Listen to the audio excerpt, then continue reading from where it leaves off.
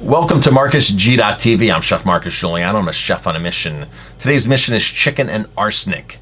It's been a controversy. It's been a headline for several years. What is the situation on arsenic in your chicken? Laced chicken or arsenic-laced chicken? For one, many countries do not accept our poultry because of the arsenic connection. So Americans have the privilege of eating arsenic-laced chicken, but other countries don't. Other countries are smart enough. So here's an article from the end of January 2016, newstarget.com. After contaminating U.S. chickens with arsenic for more than 65 years, the FDA finally phases out last arsenic-based drug used in animal feed. Healthy food activists rang in the New Year's with the exciting victory in the fight for cleaner, healthier food after the the United States Food and Drug Administration officially kicked arsenic-based animal drugs to the curb, hopefully for good. As of December 31st, 2015, the FDA withdrew approval for all applications of nitrazone or histostat, an arsenic-containing drug used in animal feed that has been linked to arsenic contamination in chicken meat. Nitrazone was the last remaining arsenic-based drug for use in the animal feed in the U.S. market. Livestock producers say they use nitrazone to combat blackhead disease. However, it and other arsenic-based drugs also increased weight gain and create a healthy color in poultry meat, according to the Food Poisoning Bulletin. Through conventional and highly unsafe arsenic-based drugs have been used by poultry and turkey producers in animal feed since the 1940s. The FDA approved roxazone or Nitro 3 on March 21st, 1944 to help prevent coccidosis, a parasitic disease that infects the intestinal tracts in poultry. Chicken and poultry producers have used arsenic-based drugs since 1944. Nearly 70 years would pass before the FDA finally acknowledged that the horrifying fact that the majority of chicken meat sold in the U.S. contained cancer-causing arsenic.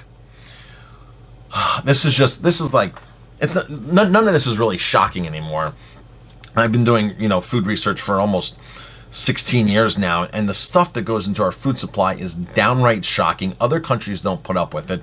And then yet companies like Monsanto and companies like Pfizer and all these companies put out all these reports and this so-called science where they want you to think that here's the great side of what they're doing, and here we have to feed the world and we're making better yields and the products look better and it's more nutritious, and this is through science and development, and we're now going to save the world's population by using our products. And the more you dig into it, the more you just find that this is false, and this is a whole line of hope that farmers buy into, and there's always a consequence from one thing to another. Sure, if you administer one drug, you might be able to get more yield, but your animals might get sicker. So there's never a silver bullet for anything, whether it's from weight loss or to a magic miracle grow pill for your produce or something to make milk production all of a sudden skyrocket with more minerals and nutrients without a downside. There's always a downside to something. So maybe they were using this drug because they can raise more chickens, they can have factory farming and factory farmed turkeys. But on the other hand, there's a disease and there's something else that's going to be an effect to it. There's always a give and take to this, and people don't understand that, and people just listen to whatever they read on these corporate websites, these industry websites, how these companies are the best companies out there and they're saving the world, and you need genetic engineering, you need this, you need that, and through improvements, a safer world, and this and that. And it's people, you've got to look through all that. You have to understand where the money trail is coming from and who the company is that's putting these statements up and this so-called science up.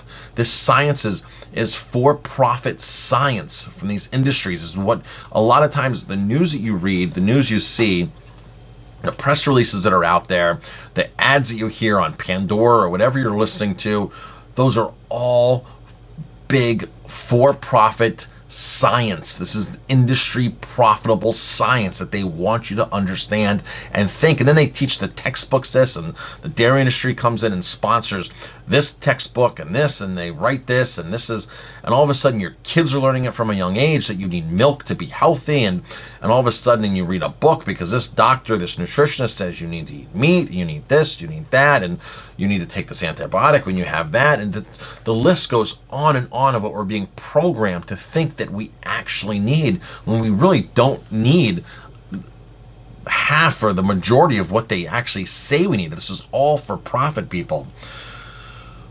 So back to this article. The health risk associated with arsenic-contained meat were reported far back as 2007, when the American Chemical Society admitted that pets aren't the only organisms affected by this toxic additive. Zoetis Animal Health, a former subsidiary of Pfizer, is the producer of the drug. Zoetis Animal Health recently became the independent company and is now the leading producer of medicine and vaccinations for pets and livestock. As of April 2015, Zoetis Animal Health told the FDA in a letter of commitment that it would suspend the sale of the drug in the fall of 2015, and will request the FDA withdraw approval for the drug by the end of 2015. American Chemical Society admits arsenic-based animal drugs are harmful to humans, causing paralysis and diabetes. For years, the FDA defended the use of arsenic-based drugs, claiming that only organic arsenic, non-carcinogenic, and the least toxic form was used in animal feed, and that the majority of it was excreted through poultry feces.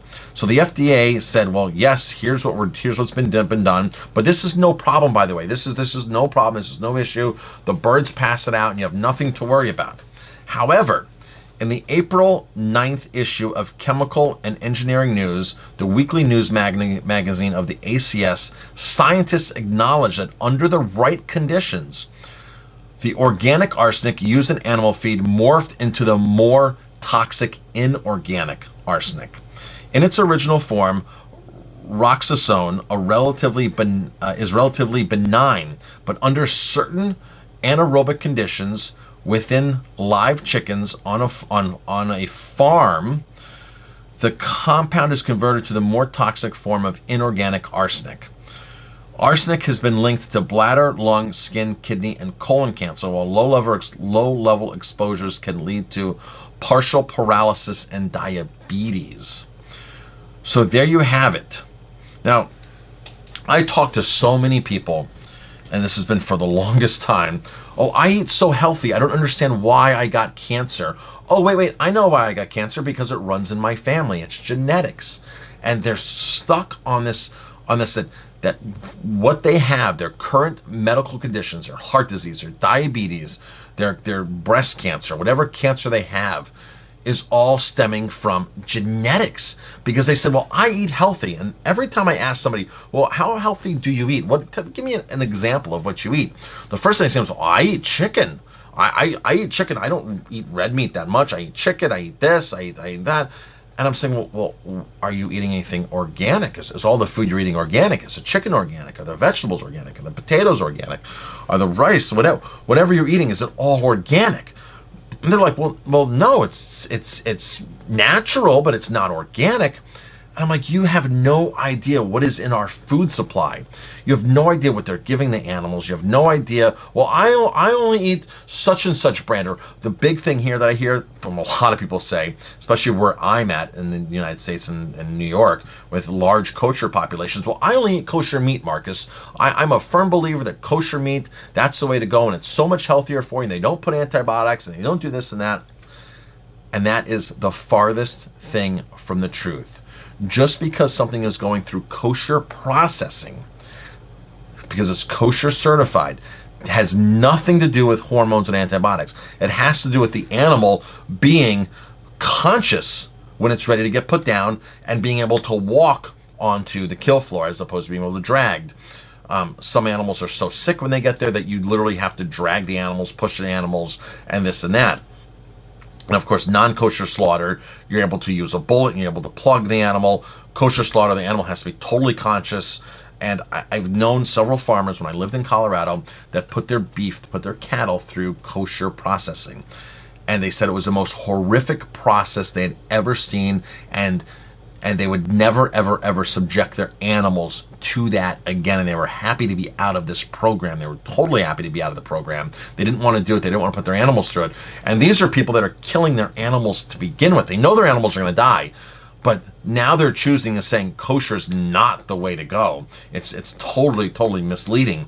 I tell these people, but they don't want to believe it because they've been taught for so long through the Jewish religion or whatever religion they are, or whatever thought process they've developed, that this is pure and this is natural and this is the way you have to eat it and this is healthy and this and this and this and and they'll eat their egg whites in the morning, or they'll have an egg and this and that, and this is all healthy. And the bacon they're eating has no problem with it because it has good fat in it and this and that, and then they just wonder, well, why did I get cancer? Why did this happen to me? Why?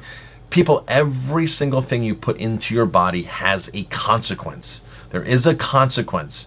And, even if you want to eat 100% organic or what you believe to be organic, you're going to have some kind of contaminants somewhere in your diet, in your mind, in your environment. You could have black mold in your house. You could be drinking alcohol that's not good for your liver and your brain cells. There's something somewhere along the line. You could be in a dead-end job, a miserable relationship at home with your spouse that has you so stressed out that there's always other factors. You could be sitting in front of a computer all day and just totally taken in by all this electromagnetic pollution with your phone and everything, and then wonder, well, gee, I eat right.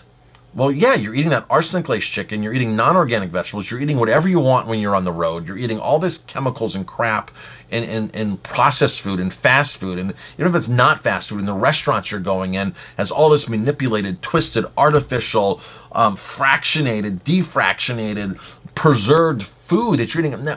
Even the nicer restaurants that you think, if it's a chain restaurant, forget about it. They're cutting corners, they're adding fillers, they're doing stuff, there's funky stuff in it. That's the way chain restaurants make a living. That's the way they make their money. Has to be super, super consistent. I'm not talking about just Burger King, McDonald's. I'm talking about really any chain across the board. They may say, oh, we make this fresh in-house here. We bake our bread here. Well, they're baking their bread there, but they're not making the bread there. They're buying frozen dough from a big company, from a big corporation, from their national distribution, where it's all made in one place, just like Subway. Subway doesn't make their own bread. The bread gets shipped in the dough form, and then they pop it in the oven. Oh, we bake our fresh bread.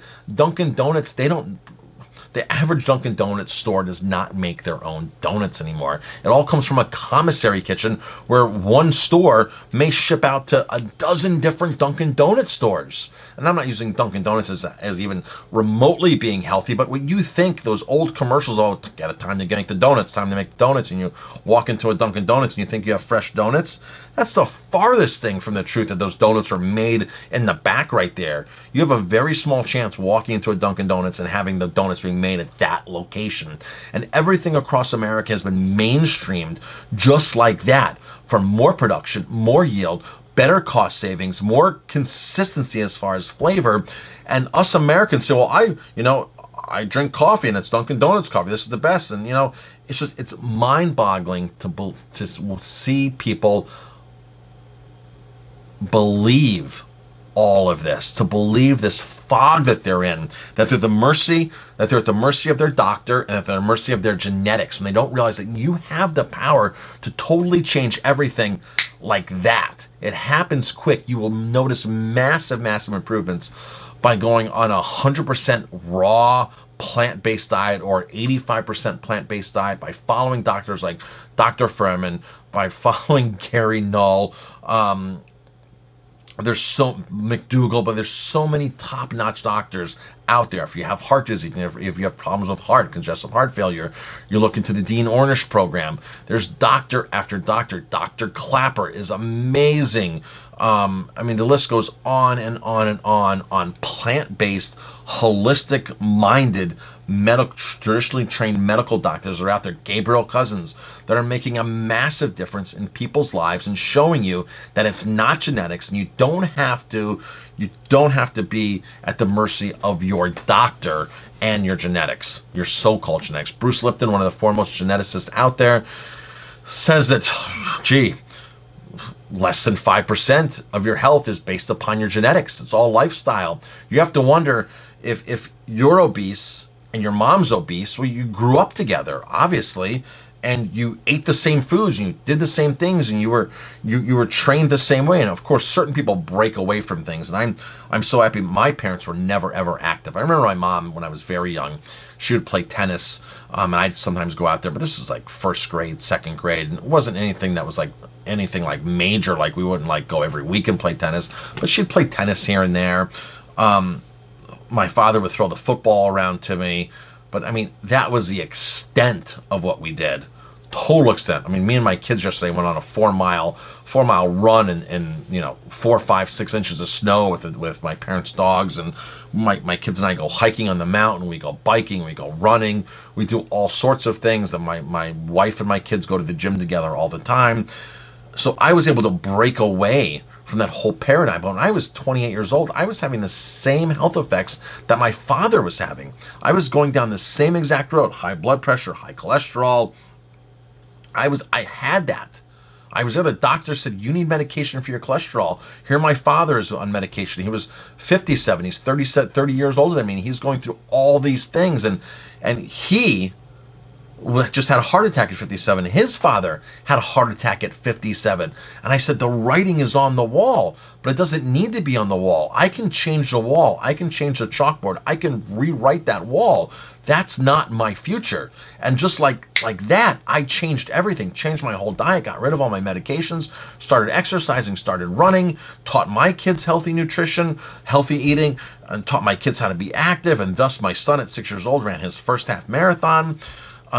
It's like you think that you're getting your genetics, you're getting your lifestyle choices from your parents and from your family, from your surroundings. That's where you're getting it. If you hang out with your best friend and he drinks all day, you're probably going to start drinking. If you hang out with 2 or 3 people that drink all day or that can't wait for 4 o'clock happy hour to come around, guess what? You're going to be right there with them waiting for 4 o'clock happy hour to come around and have a drink or 2 or 3 or 4 every single day. That's just the reality of what's happening. It's your lifestyle, people. Lifestyle is it. Lifestyle over genes any day. You want lifestyle over genes. I'm Chef Marcus Guiliano. Thanks for watching this. If you like my videos, please hit like, subscribe to my channel, and definitely pass it on.